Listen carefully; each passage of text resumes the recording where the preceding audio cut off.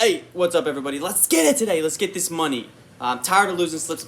I'm tired of losing slips by like one. It's so frustrating. It's so frustrating to get a lot of picks right, and all it takes is just that one pick to get wrong. Yesterday's day was another successful day, an 8-3 day for us yesterday. Yesterday's video, I had my overlock of the day and my under the lock of the day both hitting. Pascal Siakam went over on his points, rebounds, assists, and Kevon Looney went under on his points and rebounds. Fred VanVleet didn't end up hitting 8 assists. He got to 5. OG Anunoby had a big night. He had 20 and 9, and his points and rebounds was set at 22.5. Kuzma threw up a brick show again. The Wizards are down bad. Their coaching staff is fighting each other. Wizards are going to be a team I'm probably staying away from for a while. DeRozan is a MVP caliber talent right now. He's a bucket getter as well as Booker. Both those guys went in last night. Javonte Green sold the bag, and I don't even want to say Javonte Green sold the bag. Probably the coaching staff. He didn't play the whole entire fourth quarter, so that's really frustrating because he just needed one more steal or a block. Kevon Looney, like I said, hit Steph Curry, not in the fashion I thought it was going to happen. I thought they were going to blow out OKC and he wasn't going to hit, but it was a closer game with OKC, but he still went under on his. Donovan Mitchell went over on his, and as well as Randall, me anticipating him to have a big night last night, and he did. And the lock of the day. My lock of the day hit yesterday. I think I'm like 6-2 on the month so far, and like 7-2 as far as my last couple of locks of the day. It's gonna be Brandon Ingram. Pelicans play the Houston Rockets tonight at 7 o'clock. Just the other day, they literally played like 2 days ago. Their last game for both of them was against each other. Ingram had 35 minutes. It was a close game. He had 33 points, 3 rebounds, 12 assists. You can even do over on Ingram's points, rebounds, and assists, which they have it set at 41. Of course, they got bumped up just a few hours ago because CJ McCollum did just get traded to the Pelicans, and Josh Hart just got moved. So obviously they bumped up his stats a little bit because the rotation is going to be a little bit weird tonight for the Pelicans. But I still like Ingram. He's going to be my lock of the day, over 26.5 points. Houston Rockets have no one really, honestly, long enough or good enough defensively to guard Brandon Ingram. He's too crafty, he's too experienced. And the Houston Rockets are way too young. Don't have anyone long enough really, and really experienced enough to guard Brandon Ingram. So I anticipate Brandon Ingram to once again have another big night versus the Rockets. One quick announcement, real quick. Actually, before we get into that, we finally hit 100 subs. Clap it up, everybody. Pretty wild, honestly, that I've gotten about 82 subscribers in about 28 days. So that's pretty wild. Really, and the majority of that's come within the last 2 weeks, honestly. So that's pretty crazy. Thank you guys so much. Only up from here, thankfully, and hopefully. I'm blessed. I'm blessed that all of you guys are enjoying this. I have a lot of people like messaging me and asking me to do things and like giving me ideas and stuff like that. And I'm taking it all in. I love the criticism and if you guys want to add stuff, it's all about you guys and making it as enjoyable for you guys as possible. So let's keep that going. All right, early games. 6 o'clock, Suns-Sixers. Should be a really good game. This is two of the top teams in their respective conferences. 76ers and the Suns are both the top of the East and the West. Embiid has a history against the Suns of kind of beating up on them pretty good. In their most recent matchup, which was a 116-113 Suns win, a close game, Embiid had 38 and 17. So he definitely went in a little bit, and he got DeAndre Ayton into some foul trouble. And so kind of what he did against Vucevic, too, the other night as well. Anticipate that, kind of a same output from Embiid. Chris Paul had 28 and 8, so he had a pretty big night as well. Devin Booker had 19, an off night for him, but still had 19. And Mikhail Bridges had 18. I know a lot of people like Mikhail Bridges' point line, and they're moving it down for some reason. It's down to 12.5, which has me a little bit nervous, but he had 18 in their last matchup. In the prior matchup to that, the Suns won that one again, but it was a 120-111 win, and Embiid still managed to get 35 and 8. Tobias Harris had 18. Booker had something more usual to him and had 36. And Chris Paul had a double-double with assists and points. He had 18 and 10 that game. All right, how the matchups stand right now. So we went over the 76ers a couple days ago. They match up bad against elite scoring guards, and 4 30 bombs have been dropped on them within 5 within the last 2 weeks versus the Sixers. Luka had 33, Ja had 37, Desmond Bane had 34, Tyrese Halliburton had 38, Nickeil Alexander-Walker had 31. So I know Booker just had a good night last night. Tough game, long game. But anticipate Devin Booker to probably have another big night again tonight versus the 76ers. Some other Suns lines that I do kind of like from this one. Mikhail Bridges, again, he's set at 12.5, and he's been playing a lot better than that. And anticipate him to this is going to be a close game. No blowout by any means by either one of these two teams. So I anticipate Mikhail Bridges once again to hit his points, which is set at 12.5. And Jay Crowder's rebounds has been put up due to some recent success for Jay Crowder's rebounding. They have it set at 4.5. Last 3 games, 10 boards, 7 boards, 6 boards.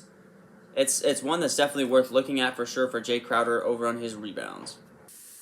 76er, how their matchups stand though. Suns don't give up a whole lot to guys down low, as for example Embiid, but he has feasted in their recent matchup, so I wouldn't anticipate Embiid to probably have a big night as far as scoring goes, especially because if this game's going to be close towards the end of the game and stuff like that, the offense is going to be running entirely through Embiid, so I anticipate Embiid to probably hit that 31-point mark. And Maxey, man, I mean Tyrese Maxey's been playing really well. He's been shooting the three-point ball really well. He's been attacking the basket. Of course, he's been passing it at a pretty great rate right now. There has been some recent success for guards versus the Suns, as you would anticipate it because the Suns have some of the best statistical defense in the league. But some guys like Steph Curry, John Morant, Desmond Bane, Tyler Hero in recent weeks, they've all had 30 bombs on the Suns. So maybe Maxey points and assist line would be the best one to take for that. All right, next up on the slate will be Pacers-Hawks at 6:30. This is a game I kind of want you guys to stay away from. Hawks are playing really well right now. They've been kind of on a monster win. They were just on a monster win streak recently, and the Pacers are in shambles right now. They scored 75 points the other night against the Cavs. Their number one scoring option when it wasn't Domantas Sabonis was Torrey Craig. I mean they are down bad right now. The Pacers are. I would lean to stay away from a lot of lines in this game, or go under on some guys. Pacers have struggled against bigs. In recent weeks, there's been 4 bigs that have grabbed over 14 rebounds versus them. I wouldn't do, if it was anybody else but Clint Capella, I'd say, yeah, go get those rebounds, because Clint Capella only plays 18 to 19 minutes a game. That's just not enough. And if it's a blowout like I'm anticipating it to be, he's maybe going to play 15 minutes. So not even worth thinking about Clint Capella. I'd probably even go under on Clint Capella. But I'd stay away from these Pacers and Hawks game. Celtics next, 6:30. Again, another one of these games where I kind of want you guys to probably stay away from it. Boston and Brooklyn right now are two teams that are on the opposite sides of the momentum meter right now. Celtics are playing really good basketball right now. One of the top-rated defenses in the league. They're scoring the ball really well. They got Jason Tatum. They're doing everything really well right now, and the Brooklyn Nets are doing the absolute opposite of that. They are struggling in all facets of the game. They're on a really long losing streak right now, and Boston's just been blowing teams out recently. So their lines have not been really hitting because they've just been blowing teams out, just haven't been on the floor long enough. So the only line I'm really liking out of this Boston-Brooklyn lines right now, as far as going over, is Al Horford's rebounds. Brooklyn doesn't have a really great presence inside. With any rebounding guys, really. So I anticipate Al Horford, who's been rebounding the ball really well, even really in limited minutes. He still had 19 rebounds versus Detroit with had 10 rebounds versus Detroit with only 19 minutes played. So he's definitely rebounding the ball a lot better. Yesterday he hit his rebounds line almost in the first half. I think he might have actually. So Al Horford over in his 6.5 rebounds is the only over line I'd really like from this game. All right, Memphis Clippers. They have a pretty long history this season. So far, they've played 3 times. Keep in mind, 2 of their earlier season matchups were with Paul George. All the games but their most recent one were pretty close games. But again, of course, Paul George being in the game, it does make it a little bit different. In their first matchup of the season, it was a 120-114 Grizzlies win. John Morant had 20 and 8. Jaron Jackson Jr. had 21 and 7. Steven Adams had 17 and 9. Desmond Bane had 19. Had 19 points. So their entire starter lineup in that game really did have a really good day. That next matchup is a 120-108 Memphis win, a 12-point game, still close. Paul George had 23 in that one. Anticipate Norman Powell, especially with Paul George and Kawhi Leonard out. Obviously, those guys have been out, but as I expected, when he made his Clippers debut, he balled out. Clippers, Norman Powell's gonna be the Clippers' best scorer now. He was a bucket getter in Portland, and with no true scoring number one option for the Clippers right now, Norman Powell is definitely going to be that number one guy. They don't have any Norman Powell lines out. So as far as like Marcus Morris and Reggie Jackson, I'd stay away from those guys as lines because Norman Powell is going to be taking those shots. He's going to be taking their points for sure. And in their most recent matchup, Jaron Jackson Jr. had 26 and 8, Desmond Bane had 23, and Markieff Morris had 29. So the line I love the most from this game is going to be over on Jaron Jackson's points and rebounds. I'm a guy who always likes to do points and rebounds or points, rebounds, and assists. I kind of stay away from just points sometimes. But in recent games, 18 and 7, that's hitting his points and rebounds. 26 and 10, that's hitting his points and rebounds. 21 and 6, that's hitting his points and rebounds. And he hit his points and rebounds in every single game for the 3 matchups this season. Clippers have kind of struggled against bigs, honestly. Not saying that Jaron Jackson Jr. is a top tier big, but he's probably, 4, but he's probably in that top 4 range or top 10 range as far as 4s go. Even someone like Isaiah Jackson, he had 26 and 10 versus the Clippers. Wendell Carter 11 and 9. Julius Randle had 24. Mason Plumlee had 10 and 9. Bam Adebayo had 20 and 12. I'd put Bam and Jaron Jackson Jr. right around that same skill level. So anticipate really Jaron Jackson have a pretty good game tonight. And of course Ja, I know a lot of people are always going to want to go over on Ja. I would say it would be a smart move to go over on Ja. This should be a pretty good game between the Clippers and the Grizzlies. Like I said, the Clippers lead the league in 20-point comebacks. They rarely get blown out. They always kind of keep their games really close no matter who's it's against. So I anticipate this game to still be close for Ja to still be able to hit that points line. So I like Ja's over on points as well. Now, Christian Wood did hit his over on his last game versus the Pelicans. He just barely did. I think last time they had it set at 32, and he just barely hit that. He just barely got 32 last game. I anticipate he could probably hit that again tonight versus the Pelicans. So if you wanted to go over on Christian Wood's points, rebounds, and assists, go for it. All right, Detroit, Dallas. Not a whole lot up right now for that game. I know the Pistons are kind of dealing with a lot of injuries right now. An East and a West team, so not a whole lot of historical significance as far as stats go for these matchups. Luka had 18, 10, and 10 in a game where he only played 27 minutes, or 18, 10, and 11 in a game where he only played 27 minutes. It's crazy that they're putting his points, rebounds, and assists at 50, but is it really? He's just been everything for the Mavericks. He does absolutely everything. If you wanted to go over on Luka Doncic's points, rebounds, and assists, go for it because, nobody's been able to stop Luka, and it's not going to be the Detroit Pistons. As far as any Pistons lines in that game, though, Mavericks, like I said a couple videos ago, they've had a really good improvement on their defense. I think they're top 5 right now in defensive statistics. I don't anticipate anybody on the Detroit Pistons to be able to have a big game versus them. Of course, the only thing the Mavericks lack is interior presence. So if Isaiah Stewart does have a rebound line again, I think Isaiah Stewart's rebound line would be a good one to take. All right, Nuggets-Knicks have played earlier this season, 8 o'clock game. 113-99 Nuggets win. Jokic in that game had 32, 11, and 5, and he only played 26 minutes. I don't know if maybe he just didn't want to play the whole fourth quarter or something like that. That's what it seems like because he wasn't in foul trouble or anything, but he only played 26 minutes. Still managed to get 32, 11, and 15 versus the Knicks. Randall had 24, 8, and 7, so he still had a pretty good game in his own right too. And I know the hotline that a lot of people are talking about right now is Mitchell Robinson because Mitchell Robinson had 21 boards last night, 11 boards the night before, 11 boards the night before, and he's only set 8.5 rebounds. The Nuggets, aside from Jokic, they do not rebound the ball very well. Obviously, Jokic grabs about 13 to 14 boards a game, but aside from that, Aaron Gordon helps a little bit on the glass, but I wouldn't see a reason why Mitchell Robinson wouldn't be able to get to his rebound total tonight. So that Mitchell Robinson line is definitely one that's worth looking at. And back-to-back 30-point nights for Randall. Tonight he'd be primarily matched up between JaMychal Green and Aaron Gordon. I would anticipate there isn't a reason why this should be an alright close game. If anything, the Nugs might be able to pull away late, but this should be a pretty good game. The Knicks are playing very well of late. Randall's playing well of late. Like I said, back-to-back 30-point games for Randall. If you wanted to go over on Julius Randle's points, rebounds, and assists, it wouldn't be a bad idea. Late game, Milwaukee versus the Lakers. Now, Obviously, East-West teams here as well, not teams that face each other too often. They did actually play each other very early in the season. First couple of games between these two teams, it was the Giannis show. Giannis had 47 and 9 in that matchup, and it was only a 109-102 Bucks win, so a 7-point game, believe it or not. But that was much earlier in the season.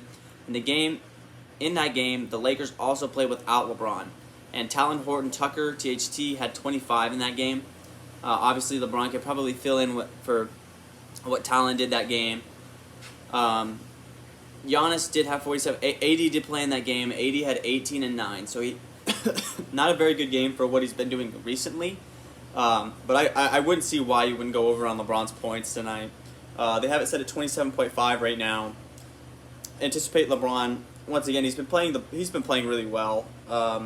Last couple of games for him, I know he's got 29 in his most recent game, 29-point triple-double in that comeback versus the Knicks.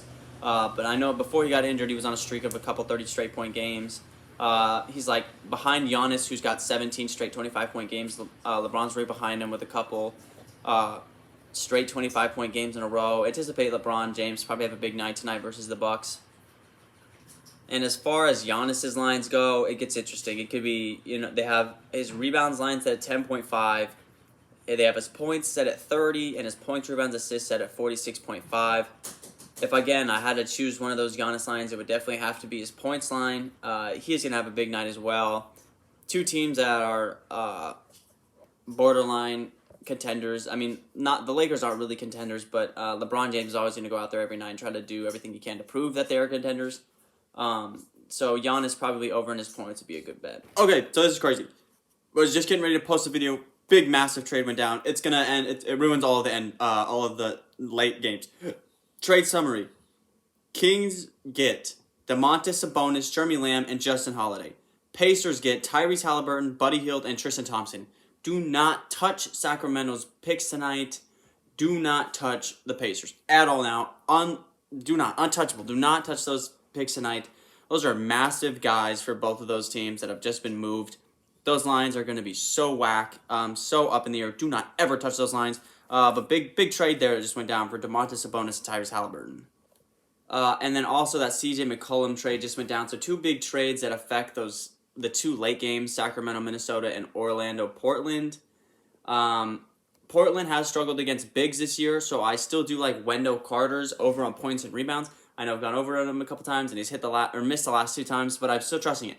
They have, outside of Yusuf Nurkic, really no one in the paint to guard Wendell Carter, who's been playing really well of late. And Portland just got a lot worse, as if they already got worse losing Norman Powell, and now they don't have CJ McCollum. It's gonna get bad over there. Anticipate this game to be a pretty close game between Orlando and Portland. Orlando's gonna have a whole lot to figure out. Portland's gonna have a whole lot to figure out without CJ McCollum on the floor. So I like Wendell Carter's line tonight. And Sacramento, man, what a blockbuster trade, huh? Not really a trade anybody really anticipated to see. As far as I know, I thought Tyrese Halliburton was untouchable up to this point, so that's pretty wild. And Sabonis to the Kings, I don't necessarily love. I really wanted him to go somewhere that was a contender, because Sabonis is a good player. I like Sabonis a lot. But as far as Minnesota-Sacramento lines, Sacramento, lack of interior presence, obviously. And they just got rid of Tristan Thompson, so another guy that comes off the bench for them and gets rebounds, another big for them. So Cat could have a big night tonight, but again, I'm staying away from those lines because Sacramento now doesn't have De'Aaron Fox and now doesn't have Tyrese Halliburton. That team, Sacramento's going to get blown to the moon tonight out by a good Minnesota Timberwolves team and a healthy Minnesota Timberwolves team. All right. Something new we're going to start doing is my top 5 picks of the day and my top 5 picks to not mess with at the end of the day. So at the moment that this is going to be recorded, or that I'm recording this, which is now 1:21 Central Time, my top 5 picks of the day and the top 5 picks that I don't want you guys to mess with. So let's start with our top 5. All right, obviously coming in at number 1 is going to be Brandon Ingram. Over on his points, you got to go over on Brandon Ingram's points. I'm wanting you guys to stay away from teams that are getting traded, having trades happening to them within the day that they're playing, but Ingram is more than capable of just taking over the scoring role when Josh Hart's leaving. So I like Ingram as my number 1 pick today. My number 2 pick is going to be Jaron Jackson Jr. versus the Clippers. The Clippers got better adding Norman Powell. I think that this Clippers and Grizzlies game is going to be a close one. And Jaron Jackson has historically played really well against the Clippers. So Jaron Jackson over on his points and rebounds. My number 3 pick today of my favorite picks of the day is going to be Al Horford over on his 6.5 rebounds. I don't anticipate Brooklyn in this game to be close at all, but I do anticipate Brooklyn to throw up a lot of missed shots, a lot of bricks without Kyrie and without James Harden. So anticipate this game, or a lot of rebounds to be out there, and Al Horford to grab a lot of those boards. And my 4th favorite pick of the day is going to be LeBron James. Every single time LeBron James goes out there, he's got to back up the words of him saying that this team was going to be good. They're obviously not. They are really trash. And so tonight they're playing the defending NBA champion Milwaukee Bucks. He's going to have to put on a show tonight. They are home, so LeBron does always like to put on shows at home, so anticipate LeBron to have a massive night over on 27.5 points for my number 4 pick on LeBron James. And going back to the early games, Mikhail Bridges, by the way, just throwing it out there, did just get bumped up to 13.5 points. But he will still be my 5th favorite pick of the day. Mikhail Bridges over 13.5 points to round out my top 5 picks. Now, 5 picks I want you guys to stay away from. Over on anything Jason Tatum tonight, I want you guys to stay away from that. They're going to blow out Brooklyn. I don't want you guys to waste your money on that. Stay away from Tatum, as well as stay away from Jaylen Brown. There's a chance that these two guys could have a good game tonight, but I'd much rather you guys not waste your time and waste your money on either Tatum or Brown for my number 1 and 2 picks of the night, least likely picks of the night. My 3rd pick of the night that I want you guys to stay away from is Trae Young. This is another game. They just lost a bonus. They just lost Justin Holiday. Those were 2 of their best scorers. Now, literally, I was kind of joking about it earlier, but now, literally, Torrey Craig is their number 1 scoring option. Maybe Chris Duarte, but at that, he's a rookie. Stay away from Trae Young tonight. This is going to be a blowout. My number 4 pick I want you guys to stay away from is Chris Middleton. I am actually a Milwaukee Bucks fan, if you guys didn't know. I'm a pretty avid Milwaukee Bucks fan. Chris Middleton is very all over the place. He's up and down. Some games he can drop 50, some games he can drop 2. I want you guys to stay away from Chris Middleton tonight. He does tend to shine in the spotlight, but it's just too iffy. I want you guys to stay away from Chris Middleton if possible. And my 5th stay away pick is going to be coming from the Los Angeles Clippers Memphis game. Stay away from Marcus Morris tonight. Rebounds are kind of hard to come by against the number 1 rebounding team in the league in the Memphis Grizzlies. And also, they play pretty good interior defense with Jaron Jackson Jr. and Steven Adams. So I would stay away from Marcus Morris as my number 5 pick to round out my top 5 stay away picks for today. Hopefully, guys, I can weed out the bad picks and give you guys the good ones. I try to go through every single game for you guys. I know it's a lot. This is going to be a long video, probably my longest because there was 10 games today on a Tuesday, which is kind of weird. With that being said, guys, let's get this money. Peace. Catch you guys next time.